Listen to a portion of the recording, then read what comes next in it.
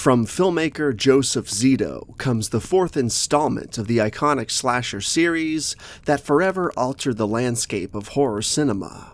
Proclaiming itself as the concluding tale of the relentless killer Jason Voorhees, audiences were both eager and apprehensive.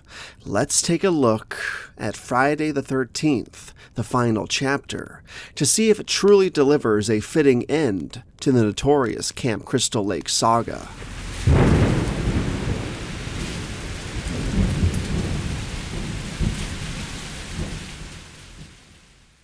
Friday the 13th, the final chapter, is one of those quintessential slasher movies that I've been watching for as long as I can remember.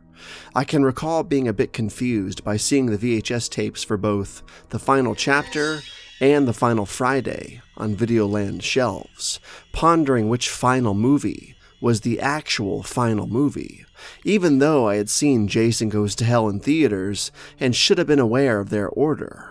But confusion aside, the final chapter has been an absolute staple in my life for decades and decades, and stands as what I believe to be the best non-supernatural Friday the 13th movie of the franchise, and certainly showcases the best version of Jason Voorhees, at least the best version of Jason Voorhees pre-zombification.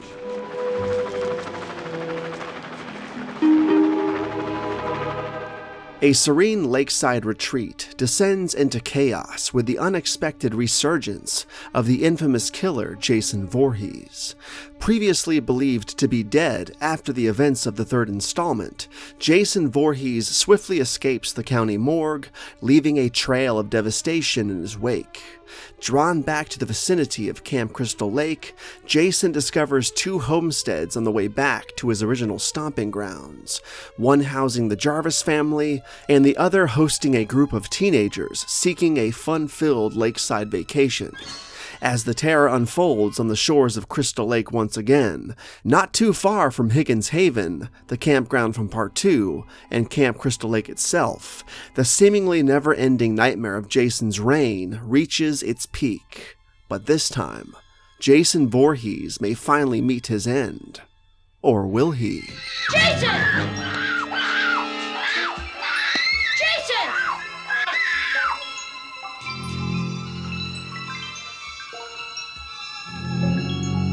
The concept of ending the franchise with the final chapter was suggested by producer Frank Mancuso Jr., son of Paramount CEO Frank Mancuso Sr. Mancuso Jr.'s frustrations stemmed from a feeling that his contributions to both Friday the 13th Part 2 and 3 were undervalued, even though the films had been making a substantial amount of money for the studio.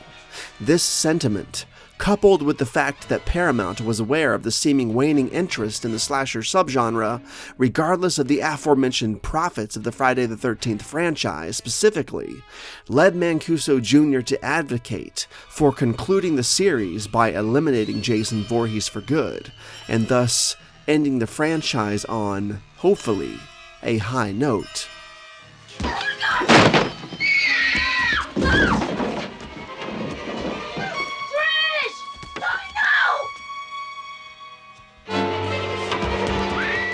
For the fourth installment, Joseph Zito, known for The Prowler, was recruited to both direct and pen the script.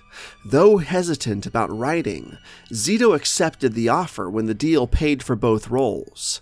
However, he used the extra funds to employ Barney Cohen for scripting. Their collaborative efforts involved nightly discussions with Phil Scuderi. Though Cohen was credited, he later faced issues with the Writers Guild of America because of this.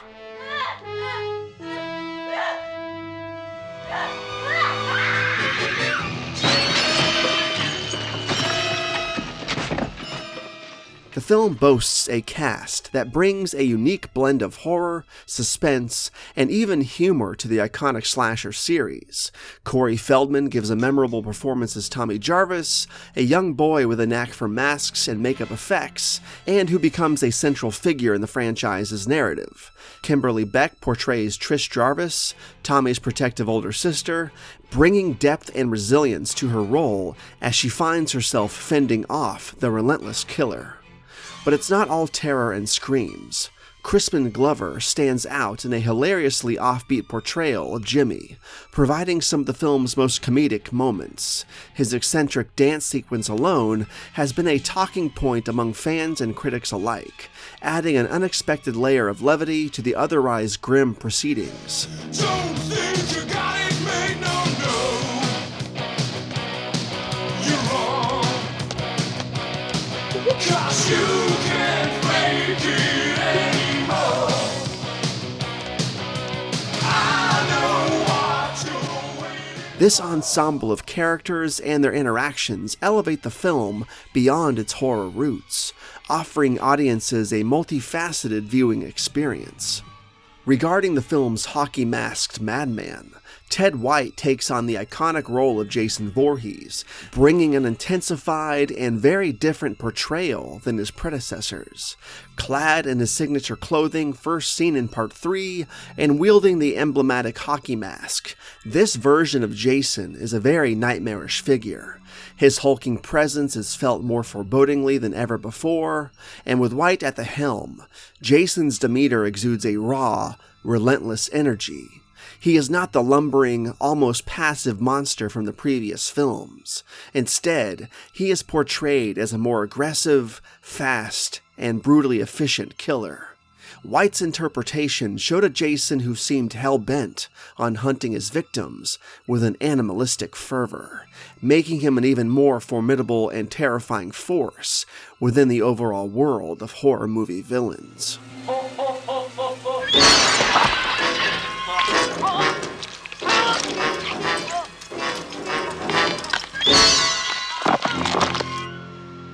Friday the 13th, The Final Chapter, is notable for the return of Tom Savini, the mastermind behind the iconic special makeup effects of the original film.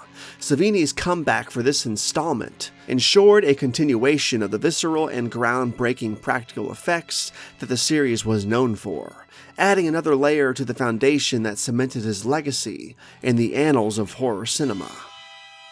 Friday the 13th, The Final Chapter, began its filming process in Topanga Canyon and Newhall, California, spanning from October 1983 to January 1984. Originally, the film was scheduled for an October 1984 release. However, the studio made a strategic decision to move the release date to April 13th, which considerably shortened the post-production timeline to just 6 weeks. Unique to this installment, Paramount Pictures became actively involved in the production process. They even went as far as renting a house in Malibu to facilitate and expedite the editing process for the filmmakers. Not only did this provide a conducive environment for work, but Paramount also ensured that the crew was well fed, with meals being delivered directly to them at the editing venue. Harry Manfredini, the composer who had previously scored parts 1 through 3, returned to the franchise once again for the final chapter, enriching the film's runtime with bleak, moody, and extremely spooky music that perfectly encapsulates the essence of this entry. And regarding the music within the final chapter, here's a fun fact. In the scene where Crispin Glover is dancing hilariously to Love Is a Lie by the band called Lion, he was actually dancing to the song Back in Black by AC/DC while on set. What? It says you're a dead fuck. What? A dead fuck? A lousy lay. You know? Dead pecker. Oh, I see. Oh, don't hold it back from me, Doc. I can take it. Give it to me straight. I did not say it. The computer did. Yeah, well, there is no computer. Aha! And there's no Betty, either. Friday the 13th, The Final Chapter, really is the perfect slasher movie. From its electrifying start, the film grips the audience's attention and maintains it with a relentless intensity, an intensity that doesn't concede until the end credits begin rolling, making it not only one of the most remarkable entries in the Friday the 13th series, but also one of the most noteworthy horror films of all time.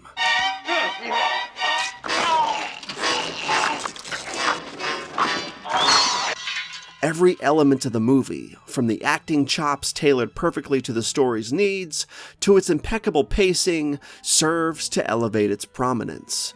The cinematography is captivating, the atmosphere drips with tension, the music accentuates every emotion, and the kills are executed with a brutal intensity that leaves the viewers in awe.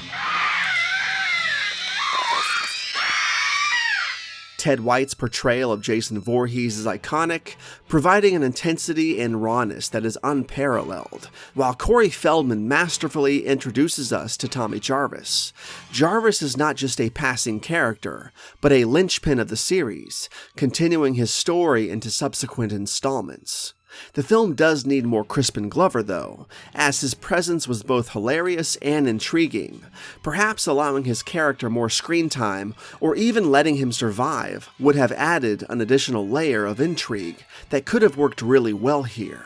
Additionally, extending the runtime by about 15 to 20 minutes would have also been a welcome change, allowing for deeper facets of the story to be explored, like showing news coverage from all around Crystal Lake, showcasing the murders at Higgins Haven and the camp from Part 2, since this is technically the same week as Jason's rampage from Parts 2 and 3, and technically several days after the events of Part 2, far removed from the Friday the 13th date itself at this point, but at least directly acknowledging how close in proximity these murders happened to the portion of Crystal Lake seen in the final chapter. I mean, at least have the mom be aware of what's going on right down the shore. But I digress, and nevertheless, the final chapter is a masterclass in slasher cinema, in and of itself, and truly is perfect as is, and its recap of the events from the previous 3 films right at the beginning of the film ensures that newcomers can savor its brilliance as is, without having to go back and watch the preceding entries. However, watching those films does enhance the experience of the final chapter, obviously, but it's not a requirement in order to fully enjoy this movie, which is very cool. You better get that sucker in the icebox! I must be nuts! I mean, I really... Good night, Axel. Also, on a side note, this is the best version of unmasked Jason Voorhees in the series thus far, with his look in this film being far superior to the red-headed bearded hillbilly hobo of Part 2, and certainly better than the derpy hobgoblin of Part 3. Just wanted to point that fact out. His look in this film actually looks like a grown-up version of the young Jason Voorhees we briefly saw in the original film, which of course is thanks to the return of Tom Savini.